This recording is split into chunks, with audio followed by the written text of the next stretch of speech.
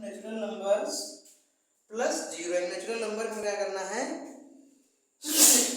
Plus को add कर देना है। यानी नेचुरल नंबर में अगर जीरो को हम ऐड कर देते हैं तो क्या हो जाता है, natural numbers plus zero. Zero को ऐड कर देंगे तो हमारा क्या हो जाएगा, होल नंबर यानी पूर्ण संख्या हो जाएगी।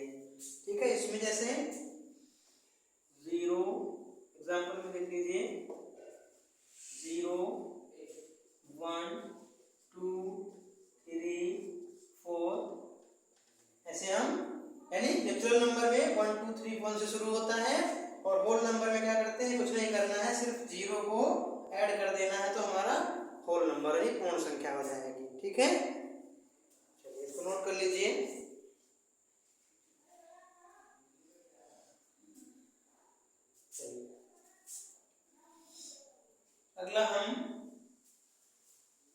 अगला जो हमारा टाइप है,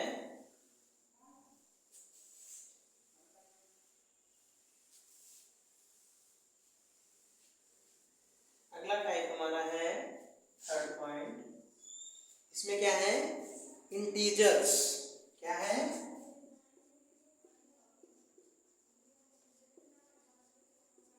इंटीजर्स। ठीक है, इंटीजर्स में जो कहते हैं पूर्णांक, क्या कहते हैं, पूर्णांक। ठीक है, इंटीजर में क्या होता है कि इसमें क्या करते हैं हम, whole number and their negative values. इसमें क्या करते हैं, होल नंबर में हम उसकी नेगेटिव पॉजिटिव वैल्यू होती है उसमें नेगेटिव वैल्यू को भी ऐड कर देते हैं तो हमारा इंटीजर यानी पूर्णांक हो जाता है। लिख लीजिए, होल नंबर्स एंड, इसमें लिखिएगा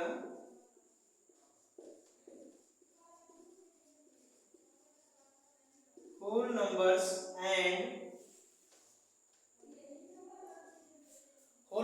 and their negative values, their negative values. यानी होल नंबर में अगर हम उनके होल नंबर्स के नेगेटिव वैल्यू को भी उसमें ऐड कर देते हैं तो वो हमारा इंटीजर्स यानी पूर्णांक हो जाता है। जैसे देखिए, ऐसे दिया है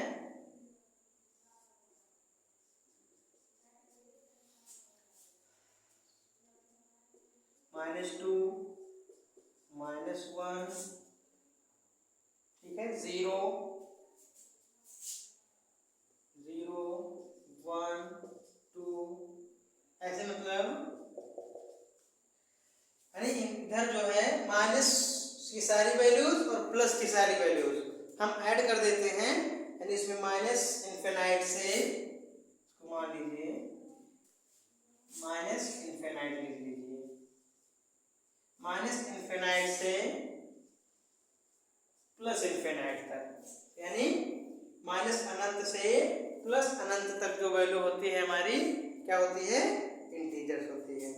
ठीक है, तो इसमें क्या होता है, माइनस वैल्यू भी होती है और प्लस वैल्यू भी होती है तो हमारा क्या हो जाता है, इंटीजर्स हो जाते हैं। ठीक है, यानी माइनस की वैल्यू भी और प्लस की वैल्यू दोनों उसमें ऐड होती है। ठीक है, चलिए नोट कर लीजिए। अगला टाइप देखते हैं, इंटीजर्स हो गया। अगला टाइप क्या होगा, फोर नंबर। अगला क्या है हमारा, रेशनल नंबर्स। क्या होगा, रेशनल नंबर, यानी क्या कहते हैं, परिमेय संख्या। क्या कहते हैं,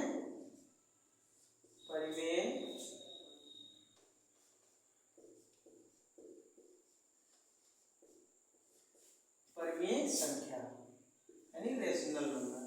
परिमेय संख्या क्या होती है, लिखिए, परिमेय संख्या यानी जिसको हम p/q के रूप में लिख देते हैं, p बाई क्यू के रूप में होना चाहिए, वेयर p बाई क्यू के रूप में लिखेंगे और क्या होना चाहिए condition, q is not equal to 0, यानी q हमारा 0 नहीं होना चाहिए। p बाई क्यू के रूप में नंबर लिखा हो लेकिन q हमारा 0 नहीं होना चाहिए, वो परिमेय संख्या होती है। ठीक है, यानी p बाई क्यू के रूप में जिसको हम व्यक्त कर सकते हैं वो हमारा क्या होता है, परिमेय संख्या होती है। और q हमारा यानी ये क्या होता है, न्यूमरेटर यानी अंश, ये क्या होता है न्यूमरेटर, और ये होता है डेनोमिनेटर। ये अंश होता है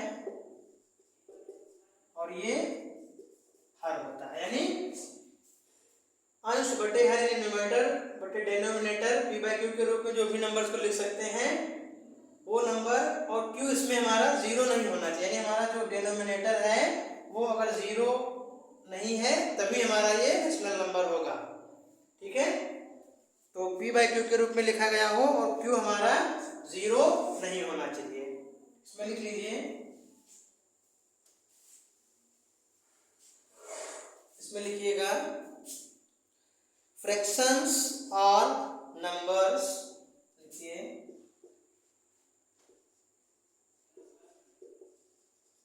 फ्रैक्शंस और number, fractions are numbers that can be written as a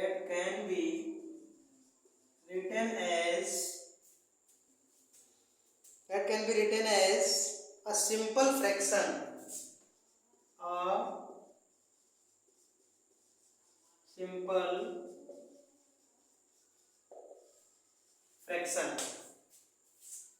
simple fraction of two integers,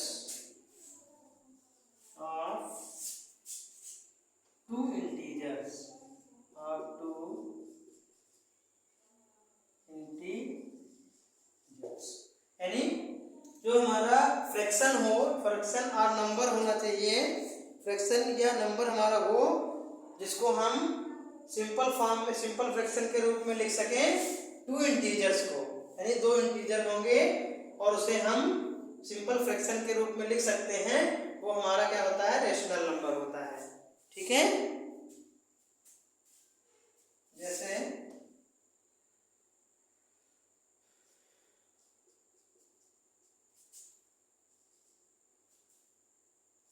3/5,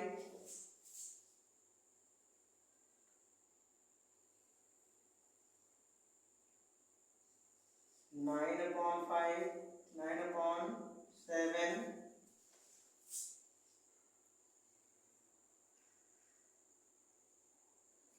7/3, etc. ये हमारा क्या है, रेशनल नंबर है, यानी जिसको फ्रैक्शन के रूप में, यानी इंटीजर्स, दो इंटीजर्स को फ्रैक्शन के रूप में हम लिख सकते हैं सिंपल फ्रैक्शन के रूप में, वो हमारा क्या होता है, रेशनल नंबर होता है। यानी यहाँ पे p बाई क्यू होना चाहिए, p बाई क्यू के रूप में होना चाहिए और q is not equal to 0 होना चाहिए। ठीक है, यानी p बाई क्यू के रूप में होना चाहिए और q is not equal to 0 होगा तो हमारा क्या होगा, रेशनल नंबर होगा। ठीक है, नोट कर लीजिए, यानी परिमेय संख्या।